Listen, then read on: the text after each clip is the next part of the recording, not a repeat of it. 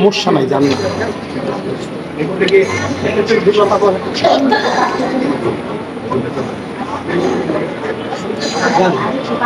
ঢুকে পারতে ঘুরে আসেন।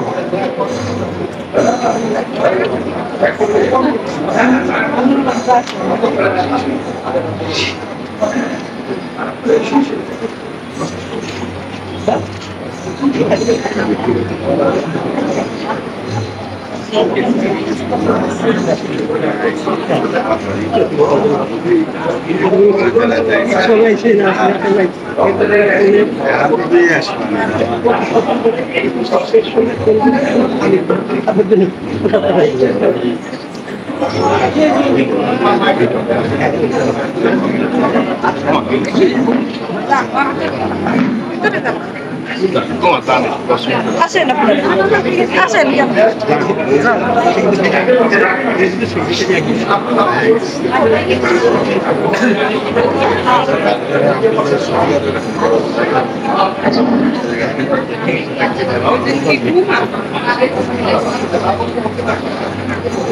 বন্দী অহং শ্রীগুরু শ্রীযুগপদ কমলা শ্রীগুরু বৈষ্ণবানাশ্চ তিরূপং সাগ্রজাতং সহগণ রঘুনাথ ভজনিতং তং সজীবং সাদ্বৈতং সবদ্বৈতং পরিজন সুবৈতং কৃষ্ণ চৈতন্য দেবং শ্রী রাধা কৃষ্ণ পাদং সহগণ ললিতা শ্রী বিশাখান্বিতমাশ্চ জয়ন্ত সনাতন ভট্ট রঘুনাথ শ্রীদেব গোপাল ভট্ট দাস রঘুনাথ এই ছয় গোস্বামীর পরিচরণ বন্ধন যা হইতে বিঘ্ন নাম সবিষ্ট পুরাণ দুর্গমে প্রতিমেন্দ্রস্য স্খলদ পাদ গভীর মোহ স্বকৃপা যষ্টিদানেন সন্ত সন্ত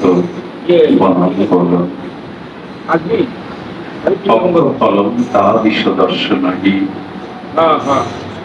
অঙ্গফলম তাদিশ গাত্র স্পর্শ জিহ্বা ফলম তাদিশ কীর্তনহি দুর্লভতা হি ভগবত লোকে কলিপাবন অবতার শ্রী শ্রীকৃষ্ণ চৈতন্য মহাপ্রভু পতিত উদ্ধারণ দাদা শিরোমণি দয়াল নিতাই চাঁদের মহানুকম্পায় শ্রী শ্রী গান্ধার্বিকা গিরিধারীর অপর করুণায় এই অস্তগামী শান্ত সময়ে গধূলি মুহূর্তে আমরা যে স্থানে আসবার সৌভাগ্য প্রাপ্ত হয়েছি এই স্থান অভিন্ন ব্রজধামের সমান।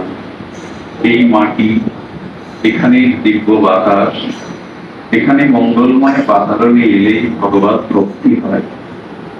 এখানে মিশে আছে বন্ধু সুন্দরের সেই আকুল ভগবত আরাধনা। একটি স্বর্ণ যেমন মাটির অভ্যন্তরে রাখলে শত বছরেও নষ্ট হয় না, যতদিন এই ধরিত্রী থাকবে হরিপুরুষ বন্ধু সুন্দরের সাধন অনুভূতি এই মাটিতে মিশানো থাকবে। যারা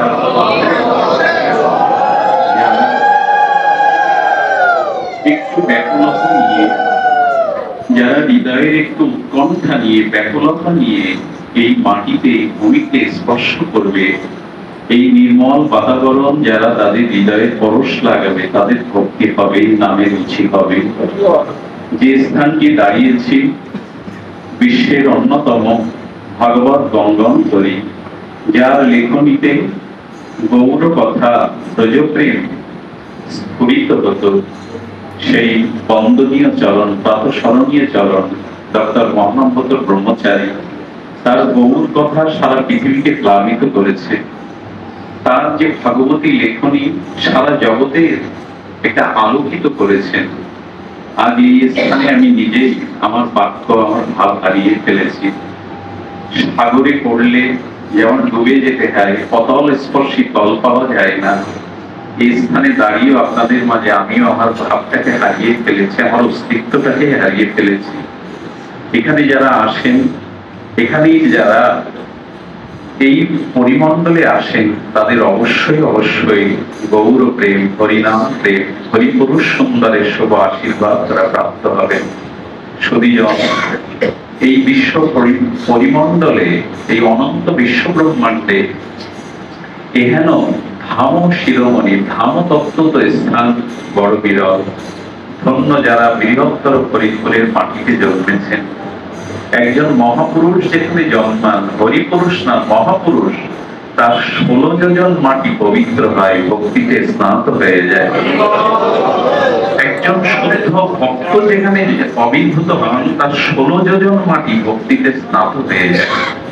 আর হরিপুরুষ তো জগৎ ত্রাতা, জগতের হরিনাম, জগতের এই অমঙ্গল দশা থেকে তার প্রাণ কেঁদেছিল। শুধু এইটুকু বলবো, মহাপ্রভু সনাতনকে বলেছিলেন, সনাতন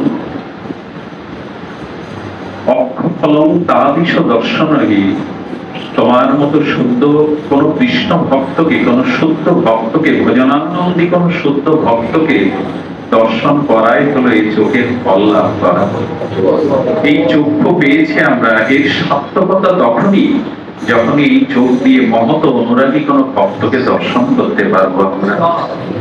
মহাপ্রভু বলছেন, জিহ্বা ফলং তাদিশ কীর্তনহি, এই জিহ্বার সার্থকতা, জিহ্বার ফললাভ যদি জিহ্বা দিয়ে হরিপুরুষ মন্ত সুন্দর এনাদের কীর্তন করা যায়, রাধা মাধব ভক্তের গুণকীর্তন করা যায়। দেখুন, যেখানে ভগবানের গুণগাথা হয় ওখানে শ্রোতারা শ্রবণের জন্য বসেন, আর যেখানে ভক্ত চরিত্র গুণাগত হয় স্বয়ং ভগবান সেখানে শ্রোতা হয়ে বসেন। এই জন্য জিহ্বা ফলং তাদিশ কীর্তনহি, কোন ভক্তের মহিমা গুণকীর্তন করাই হলো জিহ্বার সার্থকতা। এই অঙ্গের সার্থকতা কোন ভক্তের ভজনস্থলীকে যদি স্পর্শ করা যায়, কোন শুদ্ধ ভক্তকে যদি আলিঙ্গন করা যায়, তবে দেহের সার্থকতা। জগতে অন্য কিছু দুর্লভ নয়, একটি মাত্র দুর্লভ বস্তু হলো শুদ্ধ প্রেমিক ভাগবত গণ, এরাই জগতে সুদুর্লভ। আর এই হরিপুরুষের পরম দিব্য পীঠস্থান সারা বিশ্বের কাছে কিংবদন্তি হলো অখণ্ড হরিনাম। জানেন কত বড় গর্ব, সারা বিশ্বের মধ্যে এটাই গর্ব করবার মতো। গত 103 বছর অখণ্ড হরিনাম হচ্ছে। বাবা বলছিলেন যে ভগবানের নামের জন্য প্রাণ ত্যাগ করার দৃষ্টান্ত দ্বিতীয় নেই পৃথিবীতে। এভাবে এই মাটিকে ধন্য করে যারা, এই ধামকে ধন্য করে, এই ভুবনকে ধন্য করবার জন্য যারা এসেছিলেন, আমাদের বন্দনীয় প্রাতঃস্মরণীয় এই দিব্য ভগবানের বিশেষ বৈশিষ্ট্য বালী যারা, ধন্য আপনারা, ধন্য যারা এই ভূমিতে, যারা এই বাতাবরণে একটু স্পর্শ করতে পেরেছেন। মনুষ্য জন্মে 3টি জিনিস দুর্লভ, একটি হলো মনুষ্যত্ব, মুমুক্ষুত্ব আর মহাপুরুষ সংশ্রয়। 3টি জিনিস জগতে অতীব সুদুর্লভ। এক, মনুষ্য জন্ম লাভ করা। মনুষ্য জন্ম লাভ করলেই জীবন সার্থক হয় না, কারণ কারো হাতে রতন বা পরশমণি দিলে তার তত্ত্ব যদি সে না জানে, তবে রতন পেয়েও সে যতন নিতে পারে না। এই জন্য মনুষ্য জন্ম পেয়ে সার্থক হয় যখন মানুষের এই জন্ম মৃত্যু জরাব্যাধি থেকে একটা মুক্তির চিন্তা আসে। ভগবত ভজনের দ্বারা, ভক্তির দ্বারা এই বহিরঙ্গা মায়ার শক্তির থেকে স্বরূপধামে ফিরে যাওয়ার মধ্যে যার চেষ্টা আছে, এই মুমুক্ষতা, এটি দ্বিতীয়। আর তৃতীয়টি হলো মহাপুরুষ সংশ্রয়।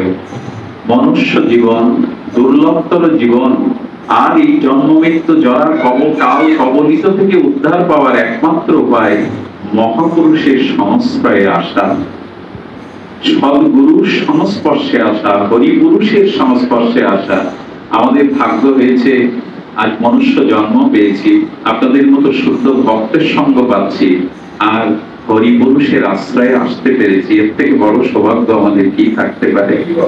শুধু ভক্তগণ, আপনারা ভগবানের শ্রী নামকে গ্রহণ করুন। বন্ধু সুন্দরের বাণী ছিল, পাহারা বসাও। এই কাল কবলিত কলির হাত থেকে উদ্ধারের একমাত্র পথ হরিনামের পাহারা দাও গো, তাহলে আর ক্ষতি হয়ে যাবে না। এ জন্ম আর মায়ার চক্রে আর 84 লক্ষ জনিতে ভ্রমণ করতে হবে না, হরিনামকে পাহারা দাও। নিজের ভিতরে দৈন্য আনো, আর সেই হরিনামকে পাহারা দাও, তাহলে আর ভেতরে কাম ক্রোধ তোমার দুর্লভ জন্মকে বিনষ্ট করতে পারবে না। হরিনামে আমাদের রুচি হোক, মহাপুরুষের সংস্থায় জীবনটাকে ধ্বংস করার চেষ্টা করি। শেষে এইটুকু মনে পড়ছে, আমাদের পশ্চিম দিগন্তে সূর্য অস্তগামী, আমাদেরও জীবন সূর্যও কিন্তু অস্তগামী, কখন ডুবে যাবে জানি না।